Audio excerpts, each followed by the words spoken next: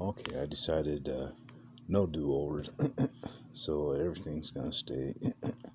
um, I want to say again that the information I have that I spout comes from articles I've read. I've only read a few articles. I've tried not to over-educate myself because I have my own conclusions. I want to wait uh, until I'm done with my own conclusions before I look it up too much. Um, and hopefully, again, this will prove helpful to somebody. Uh, I don't mean to come across as saying that certain parts of the world are not evolving, because we are all human, we're all evolving. But I think the current state of evolution has a lot to do with technology. So think of technologically advanced cultures and within the human population is where this is starting. Digging myself a hole. But anyway, so back to it. Evolution. All right, I have written down some things here. All right, evolution. All right. All right. So there's some other articles I read. Okay, my delusions have led me to think that maybe it's not just us. That there is something else. Now remember, like I said, this is just my delusion, and I do believe it. My delusional self. This is what thing I've come to believe. However, I do remain aware that it's all just in my head.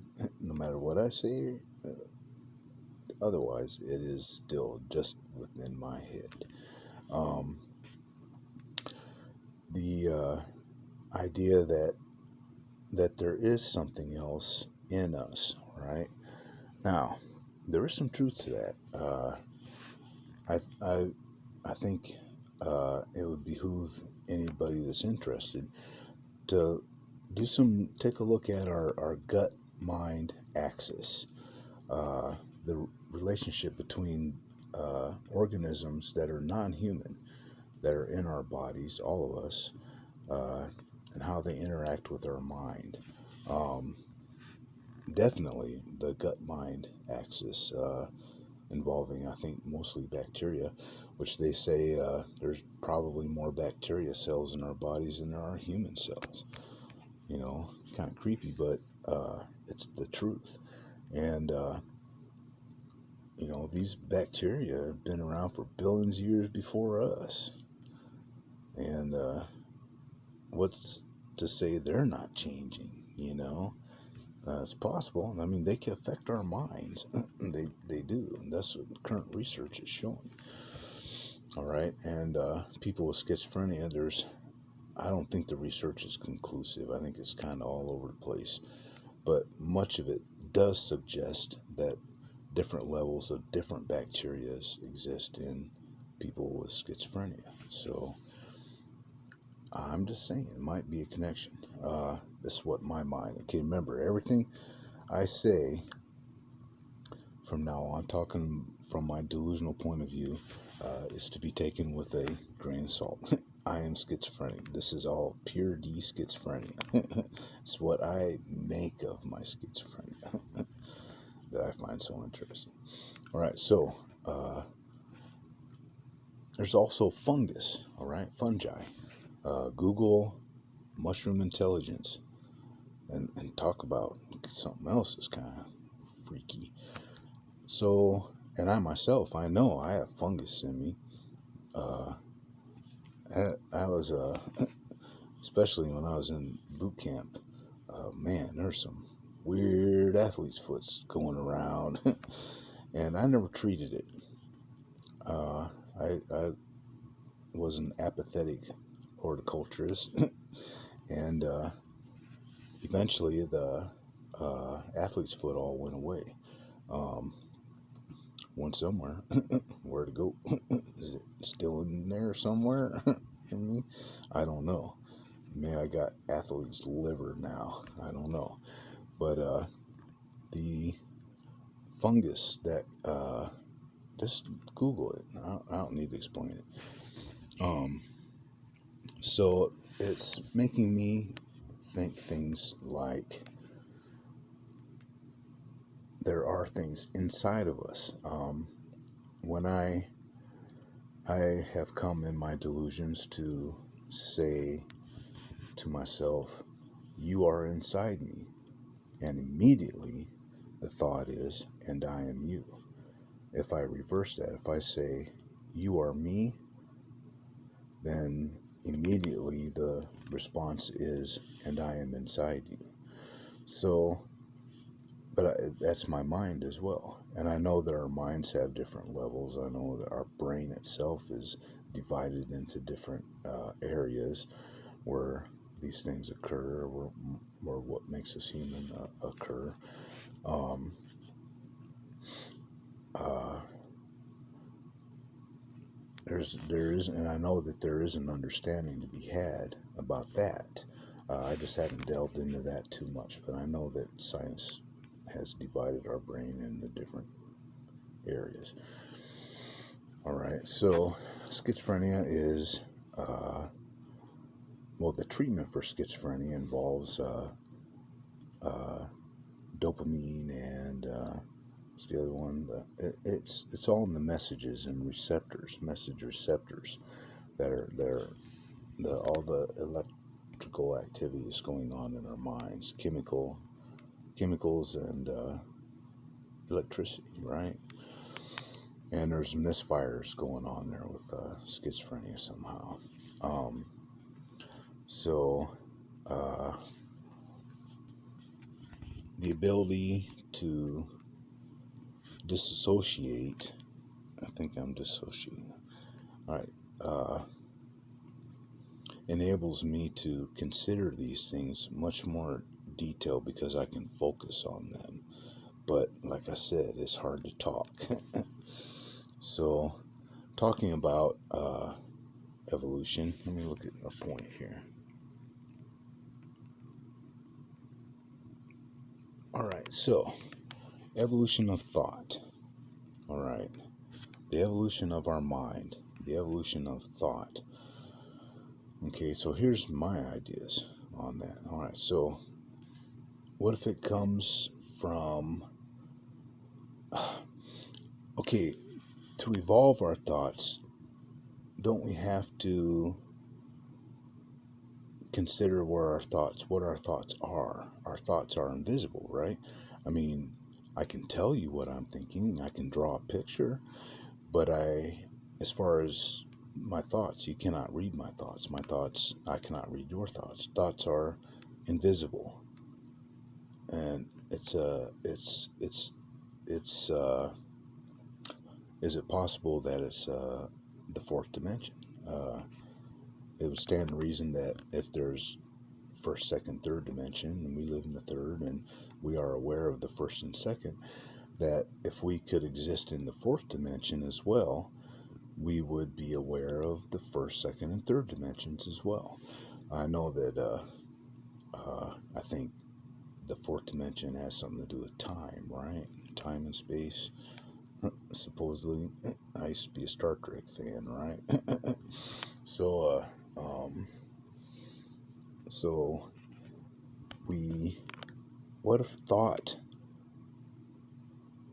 is part of the fourth dimension? And what's that? Our destiny to evolve our thought into another dimension. All right. So in this dimension, in this thought dimension, I mean, do we need eyes to think? Do we need our senses? What senses do we need to think? Well, we need all of our senses. It's thought can be thought of as a language. Thought is a language. It's you read a word. It's more than just the word cat. It's a bunch of imagery. It's your personal experiences with cats. It's what they feel like. Your favorite cat, what color is it? What, blah blah blah. It's language of thought. I've thought about things like the language of imagery and other ideas like that.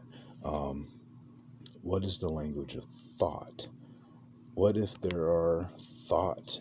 What if there's thought in a fourth dimension that we aren't aware of course, because we're not aware of the fourth dimension?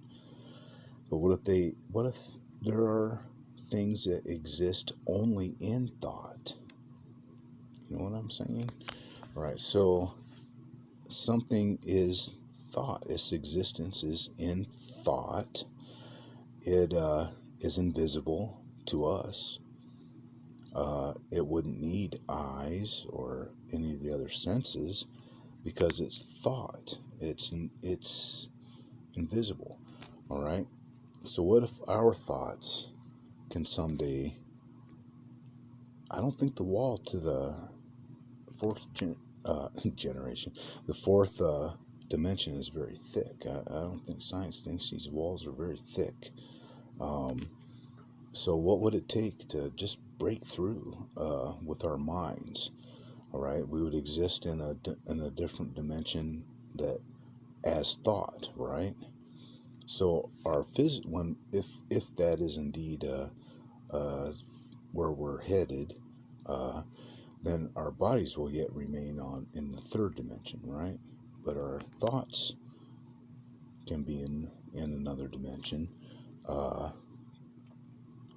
Thought doesn't. Sorry, I don't want this to turn into salad. I'm trying real hard. Remember, this is crazy shit. This is I'm schizophrenic. I'm just trying to be honest with my delusions here. So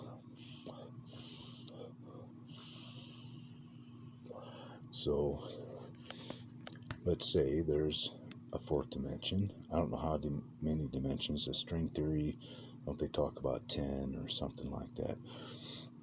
I'll look into it myself at some point. Okay, the fourth dimension, thought, our thoughts, our existence in the afterlife. Where does our mind go? Is that our soul, right? That's the energy, our soul, our self.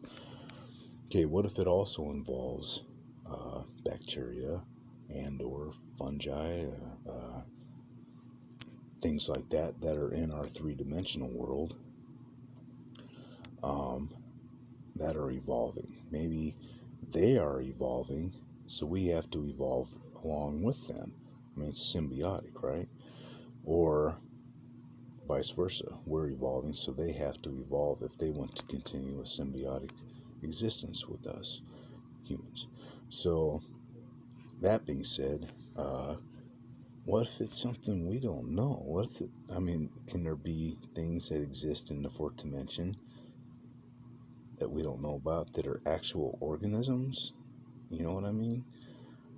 Okay, so what if those organisms, which would theoretically be aware of the third, second, and first dimensions, what if they can enter our thoughts? What if they exist in thought alone on the other side, the next dimension? If they think, maybe they're not human. Maybe they don't know how to communicate with us other than through thought. And they don't know of our existence, our thoughts.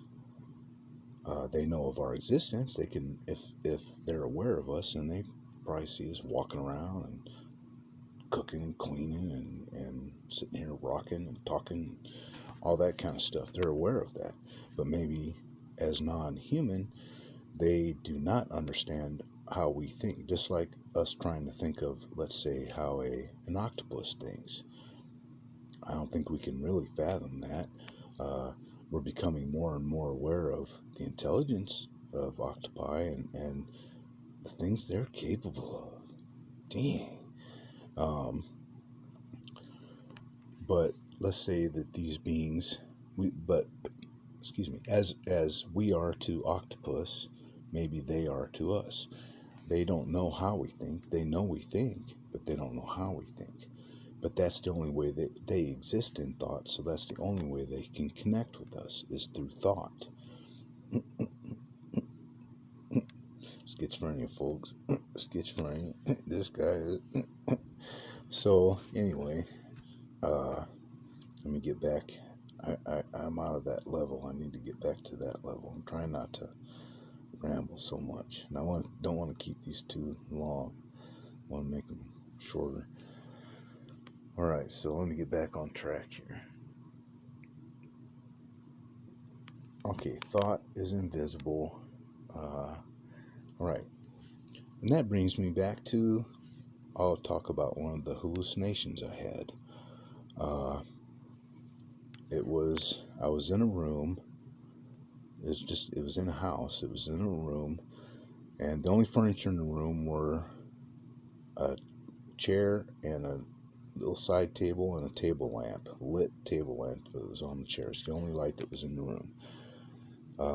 There was a man, or a being, I thought it was a man, sitting in the chair, well dressed, dressed all in black, suit and tie, all black shirt.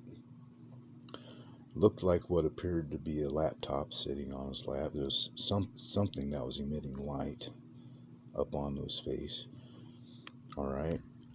And he had no eyes. He was humanoid, but he did not have any eyes. There were no eyes, just concave little areas where the eyes would be. No eyebrows, no hair on his head. His skin looked kind of different too. It was kind of textured. It was different than our skin.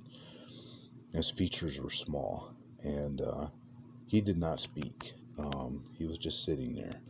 Now there was a man standing to his right, standing there, who was well dressed. He had like navy blue somehow, and the way his lapel pins, and somehow I thought he was some kind of security guy. That's what I thought he was, security guard from the library. You know what I mean?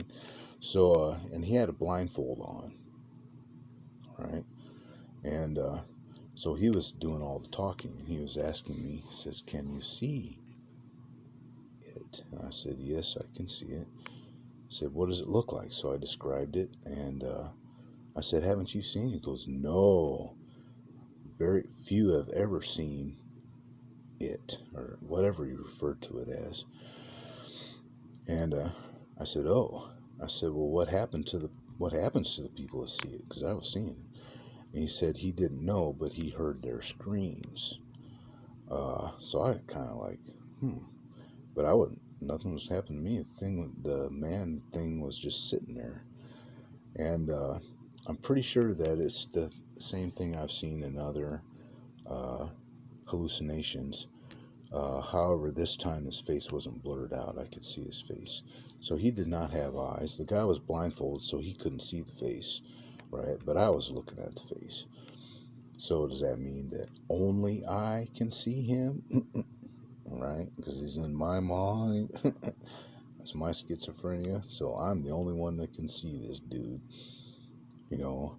Or you can look at another one and say, "Oh," you know, my delusion wants to say that's some kind of something that mortal man isn't supposed to see, you know. So anyway, my thoughts on that brought me to the place where I think existing in thought, you wouldn't need eyes, right? You don't need eyes. It'd be like a cave organism would evolve to where it didn't need eyes because it doesn't see anything. It just thinks. It exists in thought. And maybe it uses other people's thoughts to see what things look like, you know. In my delusion, that's the all omnipotent they, they can see through any eyes. You know, look around your room, where you're at right now, chances are you'll see eyes everywhere. Today, in our culture today, with advertising and everything, there's eyes everywhere, right? And so they can see through these eyes. I used to be terrified of that, uh, but now if you look, just look at how many eyes are watching you right now. Look around. Um, so anyway, uh, I think I'm gonna stop because I'm really I'm not gonna edit any of this out, but I'm gonna stop at video and then start again once I get to a more disassociative point. All right, thank you. Bye bye.